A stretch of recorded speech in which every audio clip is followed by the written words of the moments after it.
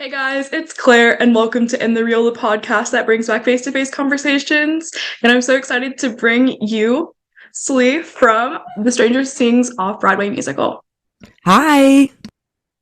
I'm so excited to talk to you. Like the minute I left the show when I saw it in December, I said, I have to have her on my podcast. Oh my God, that's so kind. I am so excited to be here. I have a podcast of my own, so this is super exciting to be a guest on a fellow podcasters as an interviewee. So thank you so much for having me. Absolutely. Yeah. So I guess my first question for you is, what's your background in theater? I've been doing theater, musical theater specifically for most of my life, not professionally, but just kind of being around it for the majority of my life. My mom was our drama teacher in my preschool. So I guess I'm a Nepo baby. My mom was the drama teacher in my preschool in this really small town in South Carolina that I lived in for a few years. And she cast me as the star on top of the Christmas tree. And ever since then, I had the bug. I was a real star out the gate, and then I said, I have to keep reaching for that. Is there a dream role you'd like to play? Oh my gosh. So I'm such a nerd, but I have them in categories. So I say my ultimate dream, dream of dreams, true meaning of the word dream, is Max Bialystock in The Producers. Oh my God, I just did that for my local theater this summer. It's my favorite thing ever. Really? Oh my God. It's my favorite show of all time. Me and my best friend watch it all the time. It's if I'm having a great day, I go, you know what? I need to watch The Producers. If I'm having a bad day, I need to watch The Producers. It's of all seasons kind of a show for me. So that's my dream of dreams. And then something that feels more like could happen and I seek out actively is Ursula in The Little Mermaid. I could see that.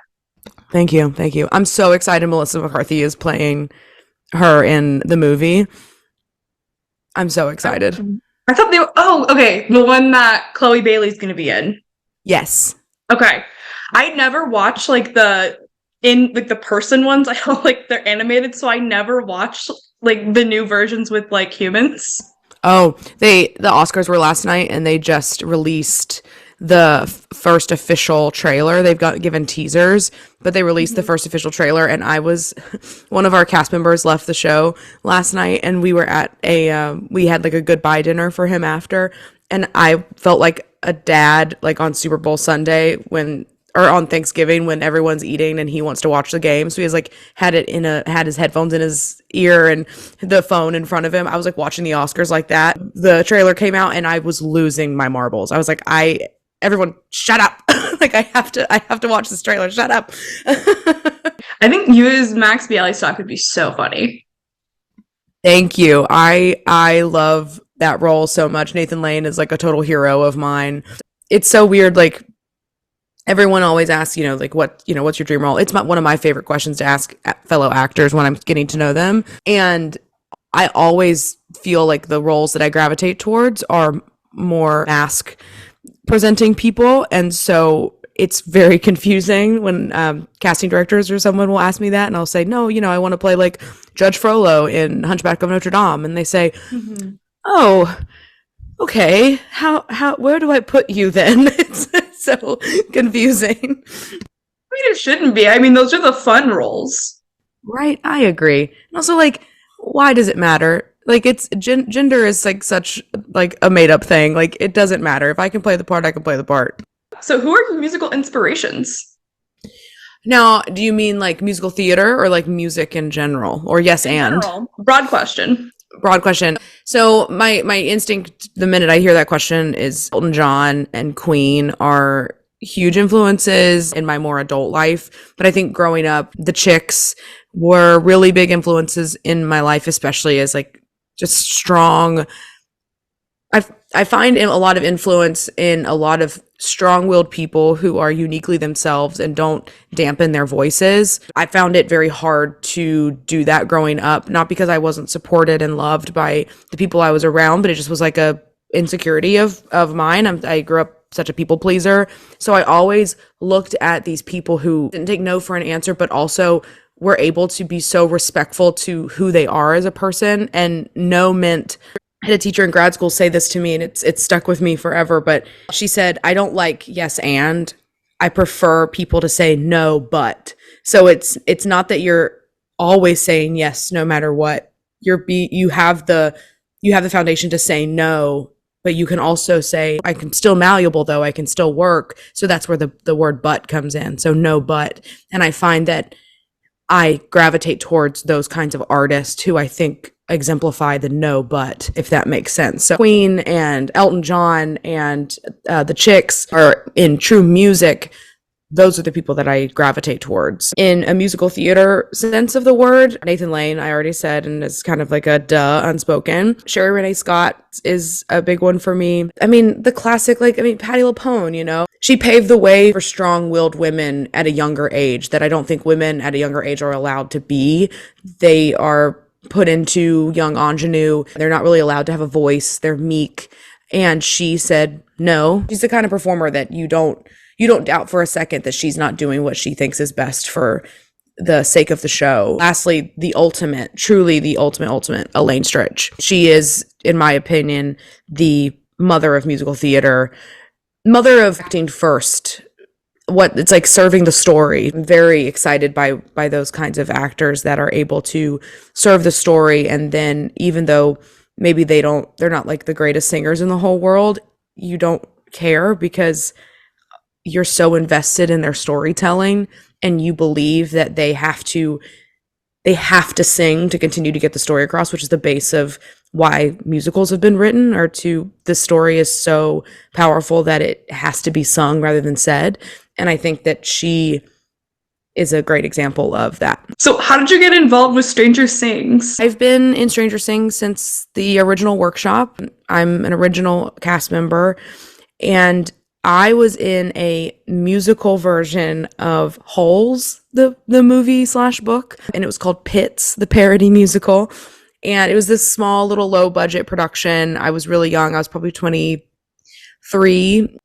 It was at the People's Improv Theater, and I was in the show with a woman and person who is still a dear, dear friend of mine, Rachel Lind.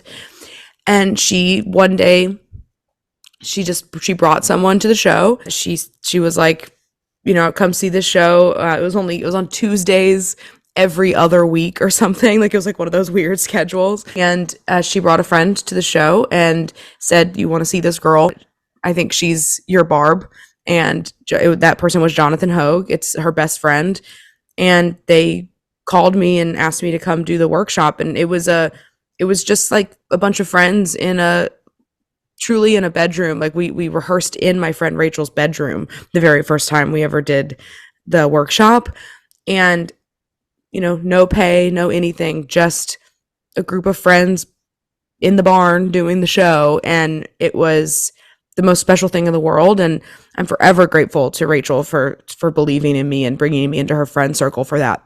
I had done a community theater production that January or something like that. And my director from that, who I did this just because I was like, oh my God, like I need something to do. This working in New York is so hard. I have no prospects. I just need to do something. So I did this community theater show, and I met this man named Raymond Zilberberg, who is a brilliant director. And I did not think I would meet anyone that would, be added to my professional contacts. And he then, like a month later after the show, called me and said, like, "Hey, I have a spot open in regional production of Into the Woods. Would you be willing to drop everything and come do it?" And I was like, yes. And so I bring that up to say, like, I got called to come and do this production, a very small little, regional production, but I'd never done anything regional at that point since I had moved to the city after school. Then while I was on that contract, I got a Facebook message from Jonathan Hogue saying, "Hey, like, Rachel Lind recommended you. I would love for you to come and do my show if you feel comfortable." And I had a moment where I was like, oh my God, it's happening. I'm finally booked. Like, I'm like doing, and who knew like what Stranger Sings was going to turn into from that. I thought it was going to be a little one-off workshop, and we did it at 54 Below, which was the biggest dream in the world at that point. Long story short, a friend of a friend, just said, "I believe in this girl and I love her. Like, you should meet her," which is, I will forever be thankful for that. And so were you a fan of the show before you got cast? Yeah, I had seen the first season and kept up with the show, but when the show was written, only the first season was out at that point. And so I watched it in a night, and I remember being like, yeah, this is good. It's, the acting's great. It's fun. It feels very Steven Spielberg. I feel like I've seen this. Feel like E.T. And then the second season came out, and I was like, oh, wait a minute. This is Let me brilliant. take that back real quick. Yeah, whoop. I was like, never before done, never seen before, and now, I mean, aside from Stranger Things, I do really value that TV show. Like, I am one of the people that the minute it comes out, I'm on the couch waiting for it to drop on Netflix. I thought this past season 4, was just brilliant. There was such good television, so well written, amazing performances. It's just some really great television. Yeah, I think some of the kids got snubbed for Emmys this season. They should have had some nominations. I totally agree with you. Like Sadie Sink. Yep, it was her year. I hate Oh to my say it. I mean, I love to gosh. say it. It's her year. Yeah. I hate to see it that it wasn't her year, Yeah. in technical terms. But yeah, no, I agree. Like she was brilliant on this season. And I also think what is the boy who plays Lucas? His name is Caleb McLaughlin. yes, like his performance specifically. Yep. Made me cry at the end. Did you know that he improvised that? Yep. Mm-hmm. Brilliant. So great. I just got chills thinking about that moment. Like that, in my opinion, was the Emmy performance. Just that scene. So good. Them two together was just great. It really was. I agree. They were snubbed. Absolutely. And like, I love Waynona, but I feel like this season wouldn't have been her season to get a nomination. I think 2 or 1 should have been her season for that. Yeah, no, it was a lot. Although like the circumstances she was in were heavy. I guess what made it brilliant for her was that she played the lightness, and we got to see a different side of Joyce, which was really exciting. She ditched her family this time, like, bye, I gotta go save my man. Oh, she really said, fuck them kids. She's like, I know we spent like 3 years making sure Will was okay, but bye. Bye. Yeah, I know. It's okay, your boyfriend's here, I can go. Yeah, right. Y'all will be in a pizza, or no, like what Russian spies were there too, or some, not Russian spies. What were those? What were the two people that people? The government people, the opposite of Russian spies. Oh, and what's his name? What's Argyle, the new character Argyle? I loved him. Awesome. So how would you describe Stranger Sings for someone who's never seen it? I would describe it as art, real deeply moving. If Shakespeare was here, he'd be quaking, kind of a thing, right? Well, I would describe Stranger Things as high camp, but intelligent, and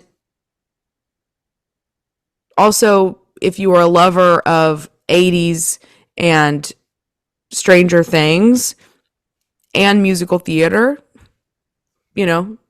yes, and to all of that, you will find your voice within this show. I also think that this isn't really a good, I guess, like 3-sentence description of it, but if you ever feel othered as a person, I think that you will find solace in a show like Stranger Things, because there's so much representation of just human beings in our show.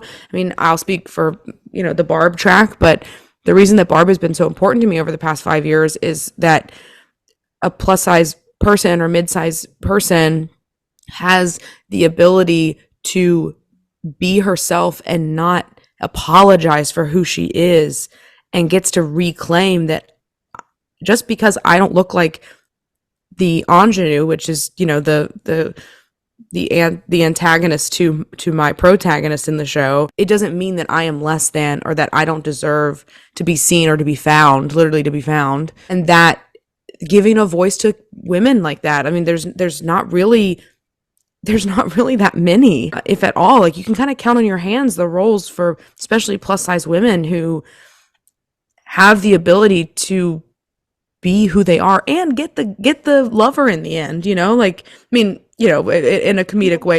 It is such a gift to be able to feel sexy and powerful and get to be confident. No shade to people who like whose dream is to play this role, or people who love this role so much. Truly no shade to that. But the Martha Dunstocks from Heathers, like those kinds of tracks require you to not be confident. They ask you to prove to the audience why you are insecure. And the audience goes, "Oh, well, we see that it's everyone around you making you insecure."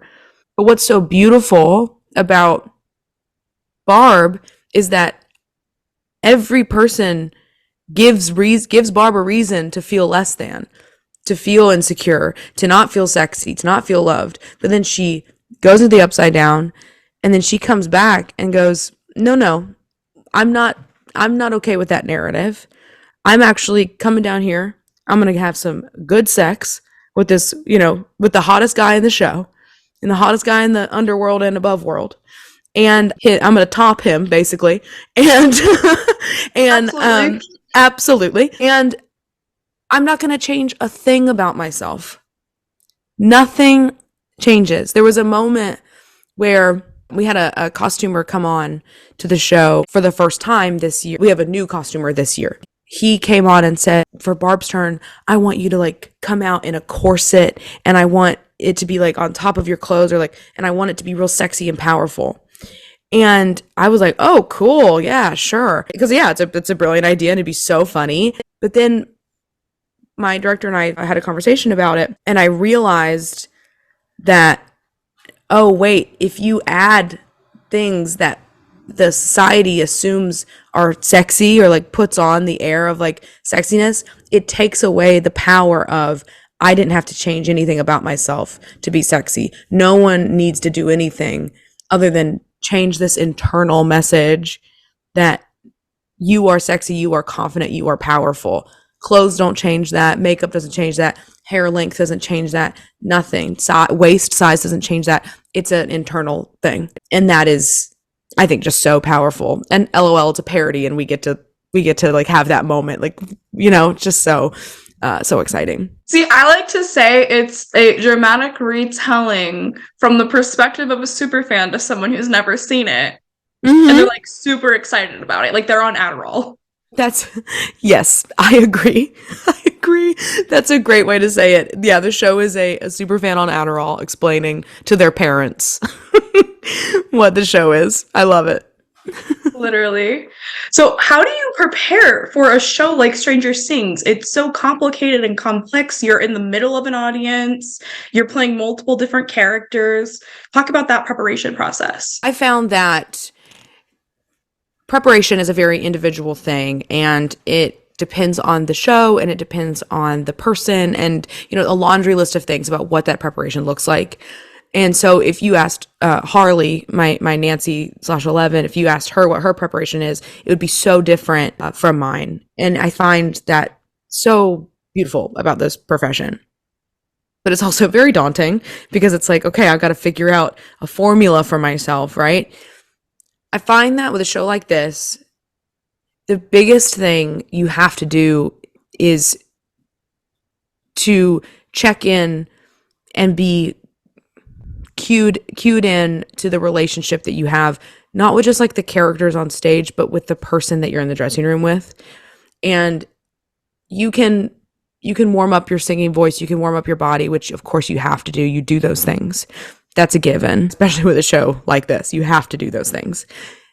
But the biggest preparation and the most important factor to getting your feet on the stage is to ensure that everyone in the room is connected and is ready to do the thing, because it's such a ensemble production that if you do not have that familial aspect with everyone, or if you have like unresolved tinglings underneath something, you will not be able to serve the show and serve your cast the way that you need to.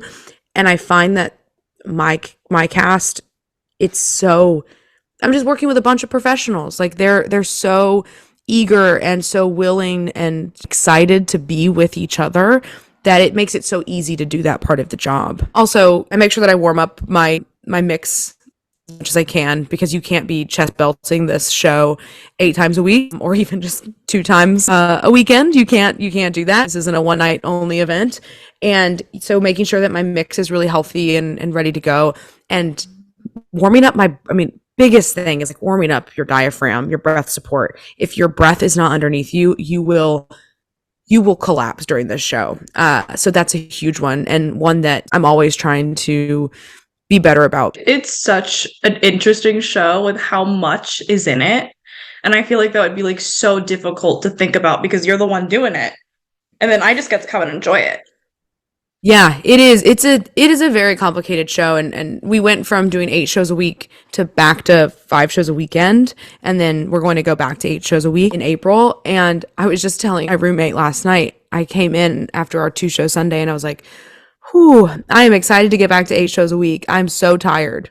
And he looked at me weird, like, what do you mean you're so tired, but you want to add more shows? And I was like, I want to get back in the rhythm of my body is just always ready to do the show. Because if we're doing it almost every day, multiple times a day, then your body is just in a different shape, because your body's always like, okay, you got to go do that 2-hour marathon, and rather than like, oh, you do it for the weekend and then you go and sit in an office chair, or you sit at a piano teaching and then you go do the show on the weekend. It's just like a different kind of muscle memory. Yeah, absolutely. I definitely want to talk about some theories for season 5 with you. Ooh, okay, let's do it. So, what is your opinion on Flickergate? Do you know what Flickergate is? No, what is that? Okay, Flickergate is a Byler theory. Is what? The Byler, Mike and Will. Oh. Their ship name is Byler. Wow, okay, I did not know. Maybe I'm not a fan. So much. I really am.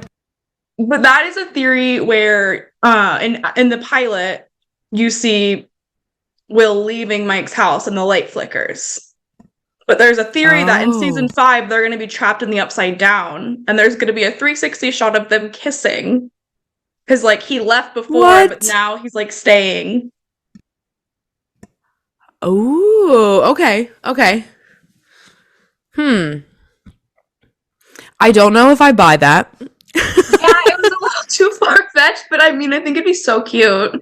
It's so cool to me how the fans of this show, and they're similar to Marvel Universe fans, the way they can look at the show and get so specific and watch every detail and then make these theories that they have evidence. Like it's hard evidence. Very, very cool. And I wish I had the time. No, I'm thankful I don't have the time to be able to do that. Thankful. Yeah. What about Will having powers? I totally buy that. I totally buy that, because I have heard that one, and I 100% buy it, and I think that it would make so much sense, because I mean, the end of the season, he like put his hand on the back of his neck. There's no other reason for the neck spasms than that he got chipped. Yep. Yeah. And like, why was he the one that was taken? Yeah, there's something with that. Or maybe he wasn't even chipped. Maybe like that he has powers and he's just someone that they didn't know had powers. Like, so you know what I mean? Like, I don't know. These writers, they always surprise me. The brothers, I know, surprising me all the time. But I totally agree with that one. I'm curious, do you have other ones? Because I'm curious if you're going to bring up one that I have heard. Vecna being Elle's father. Oh yeah, that's not the one I was talking about, but I've heard that one. And what were you thinking about? I heard that there's a theory that 11 is going to have to sacrifice herself to be able to close the Upside Down. And I think that would make sense, yeah. I really think that's what it's going to be. And then they're going to set the timeline back to before Will got taken, because that's the only way to ensure that like everything goes back to normal. So like go back in time to 1983? Yeah, something like that. That's what so it would be before anybody ever goes into the Upside Down. Like before the portal was created, before all of that. Like 11 will have to because they played with time so much Yeah, I mean, I do see that, but I think that would negate a lot of the characters' like Yes. development. Oh, it absolutely would. Because Will would Well, be back in the closet. truly. Truly. Listen, I'm not saying it's a good thing to happen. I just heard it's a theory and I can see it happening. We've seen cinema. Then there's another one which I really hate, and I really hope they don't cop out and do this, but that it's all going to be a Dungeons and Dragons I don't think they're gonna. I think game. they'd be cheap. I don't think they're gonna do that. I think it would be so cheap. But I can see the source of the theory and I can see why people would think that, but I don't think they're going to do it. I think they're better writers than that. Yeah, I mean, the pacing of the last 2 episodes hurts a little bit, but I do agree they are really good at what they do. Yeah. Oh my God. So good at what they do. Yeah. I think the Vecna being Elle's father makes so much sense to me. I don't think that it's gonna be that though. Do you have any theories? I mean, personal theories? I don't know. I mean, Max is gonna have something to do with them defeating Vecna, obviously. Yeah, I think so too. Max got so close this time and oh God, I'm just rethinking that episode where she goes into the Upside Down and has to deal with the loss of her brother and her trauma. Oh, so good. Dear Billy, best episode of the show. Yes. Yes. Agreed. I'm curious if Eddie's gonna come back. I don't I hope he doesn't, unless it's in a flashback.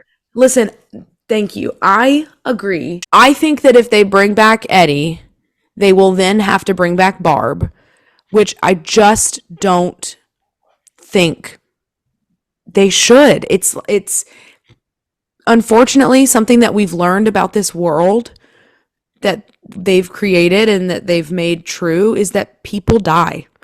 And I think that's what makes the show so beautiful is that sometimes people that are good people that have done nothing wrong, things happen to them and it's devastating and it's hard to deal with. But that's reality and the kids are learning that reality through those lessons. So they serve a greater purpose to the storytelling than just, but we really liked their character, So You guys had some New Year's resolutions go out on social media, and I just wanted to check in and see how those things were doing. So, has Will stopped being abducted by demons? absolutely not.